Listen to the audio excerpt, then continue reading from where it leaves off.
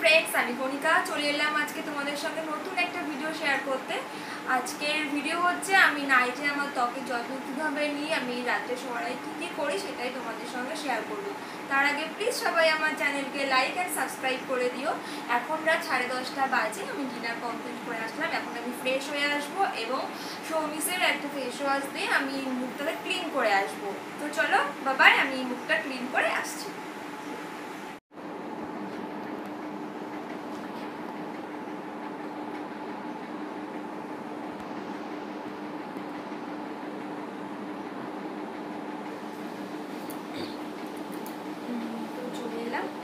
আমি কিন্তু তোমার সৌমিসের এই ফেস ওয়াশটা দিয়ে মুখটা ক্লিন করে এসেছি। তো এবার আমি মুখে তোমার এই টোনারটা আর্স গুডনেসের টোনারটা আমি ইউজ করবো। তো এটা খুব স্প্রে টাইপের আছে, আমি এটা এরকম স্প্রে করে দেবো, একটু মেখেও স্প্রেটা করবো। তো হয়ে গেছে স্প্রে করাটা, একটু জাস্ট শুকিয়ে নেবো।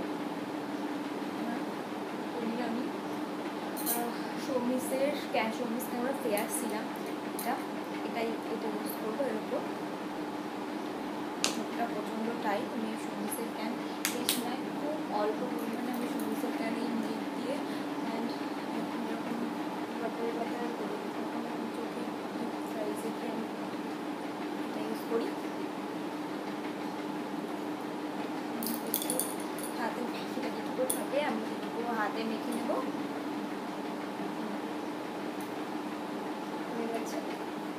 দেখতে পাচ্ছ তোমরা, দিয়ে নিয়েছি আমার হাতে রুটিনে। আমার এটা সৌমিসের মিন্ট একটা ময়েশ্চারাইজার আছে, এটা আমি এটা খুব অল্প হলেই হয়, তো শীতে বেশি ব্যবহার করি।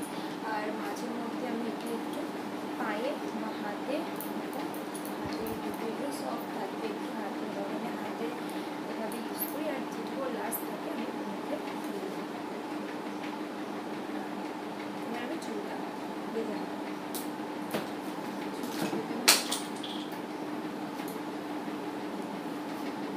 আমি রোজ রাতেই মেকআপ করেই ঘুমাই। চুলটা আমি একবার স্ট্রেট করেছিলাম, তো স্ট্রেট করার পরে আমি প্রেগনেন্ট জানতে পারি। প্রেগনেন্ট পর থেকে আর চুলের কোনো ট্রিটমেন্ট করা হয়নি সেভাবে। তো চুলটা খুব বাজে হয়ে গেছে, তো আমি একটু হালকা বেন্ড করে ঘুমাই। আমি মনে করি সবাই রাতে একটু হালকা বেন্ড করে ঘুমানো খুব ভালো, এতে চুলটা খুব ভালো থাকবে। জন্য রাতে একটু হালকা বেন্ড করি। এখানে আমার ড্রেসিং টেবিল আছে, ওটা আমি দেখছি ওটা ঠিকঠাক আছে কিনা।